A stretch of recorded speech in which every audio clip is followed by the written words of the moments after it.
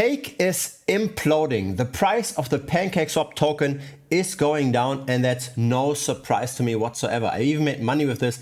The premium members of this channel made money with this. I was posting about this all the time, about my cake short. I almost got people annoyed by this, but this is no surprise to us that cake is coming down versus Bitcoin, versus Ethereum, versus BNB. All those relative valuations are coming down.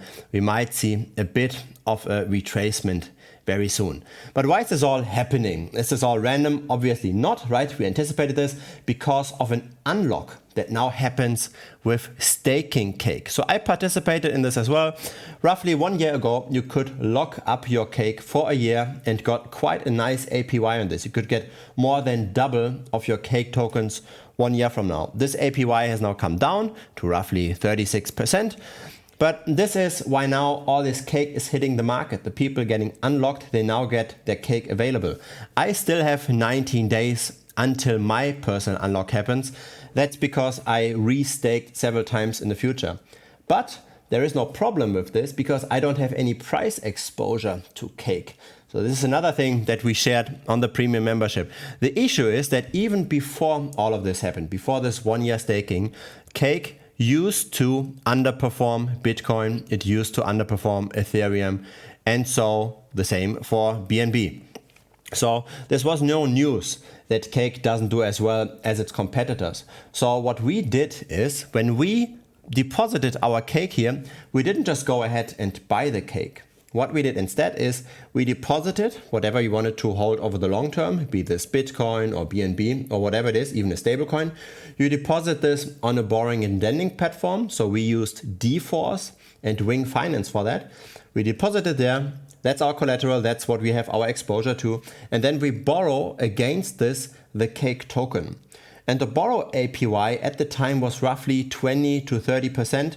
Which was still lower than the 100% you used to get on the cake staking. So we basically made interest rate arbitrage. You pay in order to borrow the cake token, but you get way back more after 1 year by locking that cake up.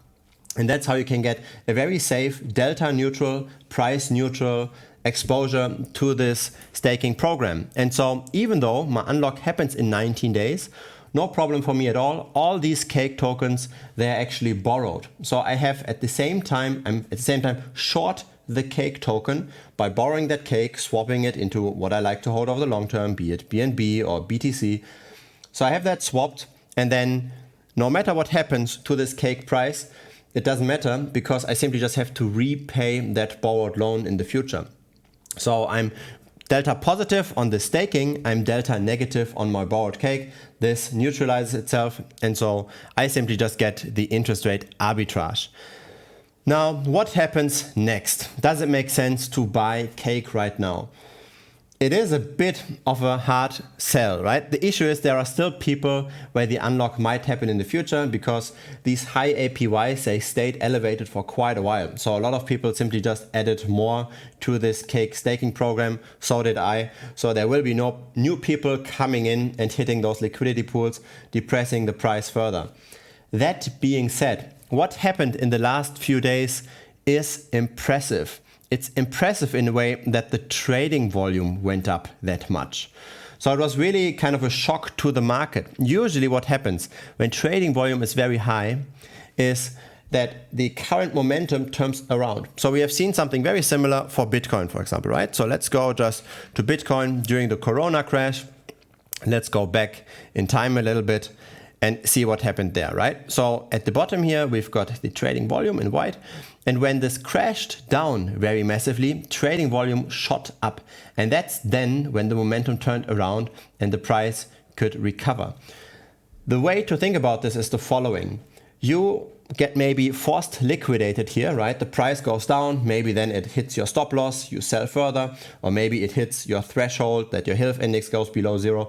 You have to liquidate your position. And when that happens, the coins change hands, right? There's somebody else that buys at these low levels. And so the risk tolerance of the people that buy here at the bottom is very different, right? The people that bought here at the bottom, they can stomach a little bit more volatility. So they have stronger hands, so to speak, compared to the people that bought over here. So simply just by changing the coins from one hand to the next, you've got now a new reference price established in the market. And so whenever there is high trading volume, this goes for both the upside and the downside. Whenever there is high trading volume, the current momentum tends to shift around. So there's high trading volume to the upside, maybe positive news happen, then all the people trade around there, and then the crash happens, right? That's then when the attention might die down. And the same is true in the negative case that we currently see also with Cake. The trading volume is very, very high.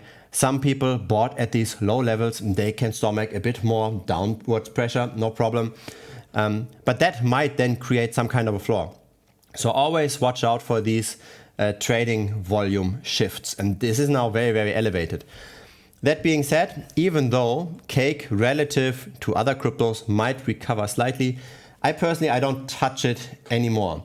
There is now two effects that are very hard to quantify in terms of what actually is stronger now. Are the people that bought these forced liquidations stronger, and will they support and create something similar to the Corona crash in Bitcoin? Or will there be enough people like me that are going to continue to sell once the unlock happens? Because why do so many people with this unlock actually sell now? It's because now there's so much money in this pool already that the APY isn't that interesting anymore. So when you've now 36% APY and you borrow Cake for 20%, you've got a delta of 16%. That's not necessarily worth locking up your tokens for a whole year. So people are simply just getting out of this. They're not reinvesting. That's the reason why we see now this big crash. And everyone that currently gets the possibility to get out of Cake is very likely going to do so. The question is simply how many people are going to come afterwards. So this is a continued sell pressure on Cake.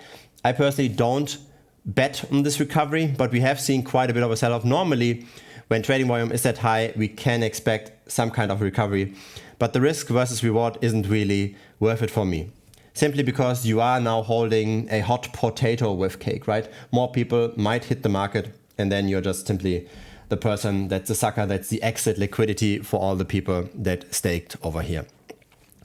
There's more information around the premium membership if you're interested in that. I share my best trades only with the premium members. I share whatever I do. Feel free to check that out. That comes next over here. That's that video over there. Thanks for watching this video, and see you over there. Bye bye.